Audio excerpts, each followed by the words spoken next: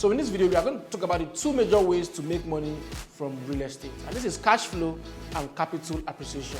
You see, throughout this course, we've been talking about cash flow and capital appreciation. Now, I want to break it down. Now, let's talk about the first one, cash flow. Now, this involves generating income through rental properties, which could be apartment complexes, residential properties, parking lots, and all that. Investors can purchase a property and rent it out to tenants or get it to be used and then earn rental income from this property.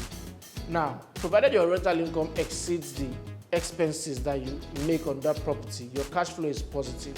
And these expenses could include, taxes, property maintenance, and any other expense.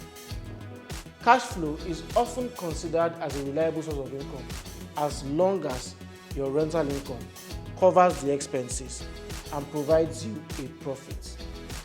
Additionally, cash flow can be increased by raising rent or by reducing the expenses on the property. Now let's look at capital appreciation. This basically involves the buying of a property with the intention of selling it later at a higher price, earning a profit on the difference between the purchase price and the selling price. Capital appreciation is often driven by various factors such as location, supply and demand, market conditions. Investors can make strategic renovations or improvements to increase the property value. So if you buy a property that is dilapidated in a good location, you fix it up and put it back on the market, you've earned capital appreciation because you will sell it at a higher price. Or you buy a parcel of land at a lower price in a good location, wait for it to appreciate, and then you sell it, you earn capital appreciation.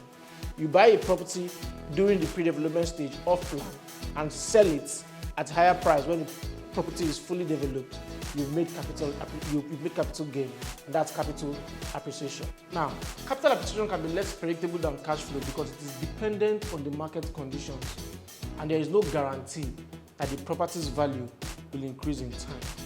Real estate investors can generate income through either cash flow or capital appreciation, and sometimes they might employ a combination of the both strategies to maximize returns on their investments. In the next lesson, we are going to talk about how to create real estate cash flow, and we are going to look at different strategies for creating real estate cash flow.